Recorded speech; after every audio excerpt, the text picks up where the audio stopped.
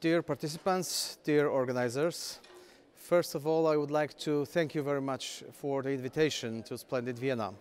However, to my regret, I could not join you today in person due to urgently family matters. I would like to thank you for enabling me to address such an important subject. Thanks to technology, I can direct my speech to you, hoping that it could address majority of your concerns. In case you need further explanation, please do send your request to my email address.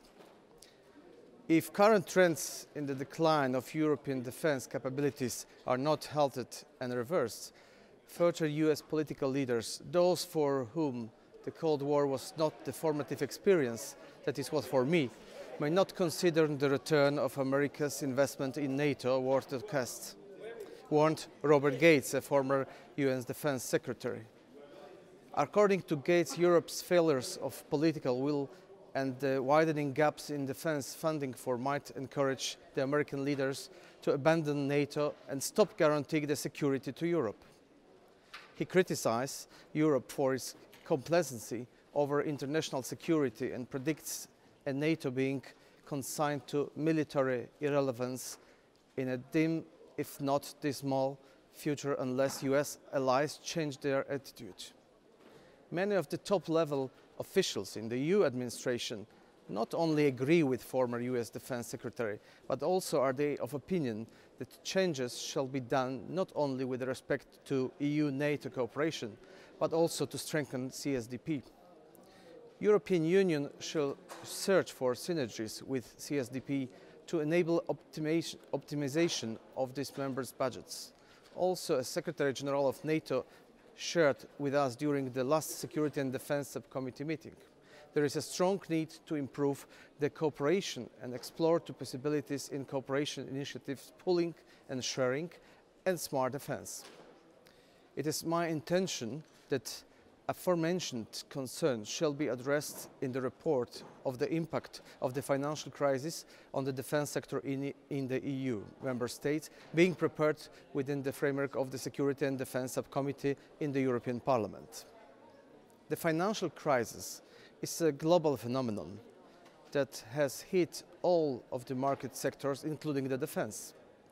Especially among the EU member states, there is a tendency to cut the defense budgets. It is true that keeping the expenditure on a high level during the times of austerity is not an easy task.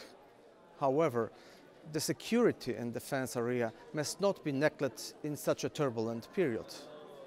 As presented in the report of the European Parliament, there are several ways to optimize our expenditure. Firstly, better coordination of defense planning. EU members shall conduct systematic security and defense reviews according to common criteria and common timetable. That will allow the member states to consider the bigger picture before they take key strategic decisions on their defense capabilities. At the same time, European Defence Agency, EDA, could examine how to improve coordination of defense planning in Europe that shall lead to harmonization of operational needs and better implementation. Secondly, promoting and implementing the idea of pooling and sharing of capabilities. This is necessary nowadays. Done by the member states, identification of the most promising projects in the field of strategic transportation, logistical support, maintenance, space capabilities, medical support, education can provide EU with great profit from pooling and sharing. These areas will assure that there will be no significant dependencies created and therefore limitation of EU members' sovereign decision-making will be avoided. The pooling and sharing can save us in the future from currently observed capability gaps in areas such as air-to-air refueling, maritime surveillance, UAVs, CBRN protection, countering EIDs, satellite communication, intelligence, surveillance and reconnaissance, sensors and platforms, and combat and information systems. Another important issue addressed in the report is the support for defense research and technological development. Research and technology has always been one of the factors that decide de facto on how a country or allies are strong. Countries in EU with the combined defense budget among 200 billion euro spend in average only 1% of it on research and technological development. Sadly, potential of economies of scale from collaborative projects remains largely unused, with about 85% of research and technology expenditure still spent nationally. Therefore, I hope that EDA, using its coordinative and planning competences, can change this state of play. One day, EU, with improved interoperability, can reach greater homogeneity among the equipment and capabilities of the national armed forces. Research is the first phase of any equipment program.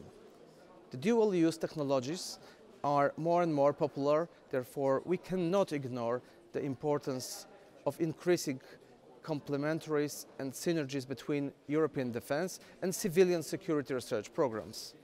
We shall also focus on promotion of the best projects and avoidance of duplication as our first steps to financial optimization. Building a European defense technological and industrial base is the next subject that I addressed in the report of the European Parliament.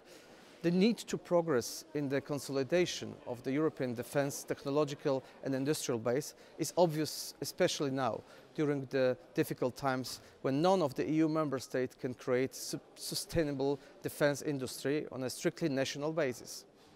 We have to take under consideration the possible unemployment as a consequence of restructuring abandonment of some non-viable national industrial capacities. I'm of opinion that EU funding, such as the European Social Fund and European Globalization Adjustment Fund, can be efficiently used to support aforementioned adaptations. Under none circumstances, the security of supply can be put at risk. Last but not least, level playing field within the European defense equipment market and taking account of the interest of small and medium enterprises absolutely need to be granted. In the latter part of the report, I focused on the issues of establishing a European defense equipment market. No doubt, as much as we are all willing to increase the competitiveness of the European defense industry, we also guard the interests of the taxpayer. Therefore, all EU countries must urgently improve the transparency and openness of their defense markets.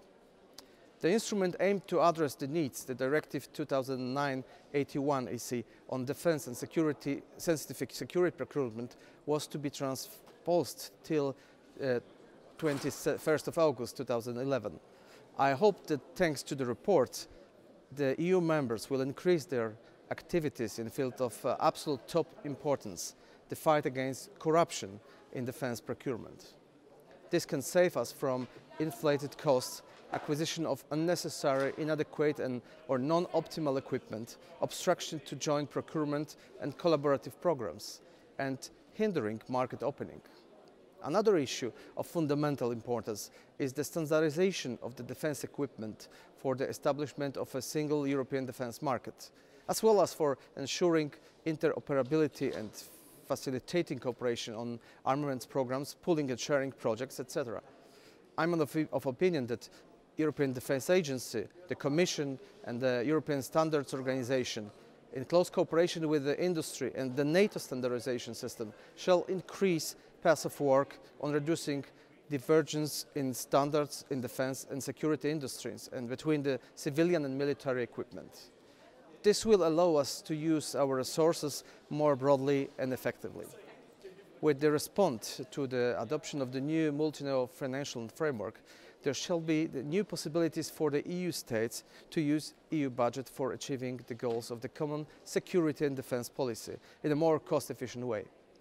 The reinforcement and extension of security research under the Research Framework Programme is necessary.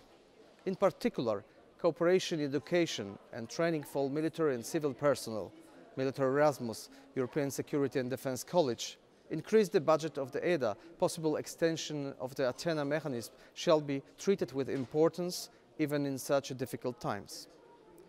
My intention was to recognize this issue, most important for defense sector, which had arisen because of the recession. I hope that it will enable to look at the financial crisis from a new perspective, recognizing it as a chance, not only as a danger. Time will show to what extent and how fast ideas presented in the report will be adopted. Following prominent European politicians and experts, as well as former US Defense Secretary Robert Gates, I allow myself to ask High Representative, Vice President, the Council, the Commission and the Parliament of the EU member states not to take their time in standing together in the name of one of the basic needs, a need of security. Thank you very much for your attention. I hope that my presentation was explained most important issues. Once again, I would like to encourage you to send questions to my email address. Thank you very much.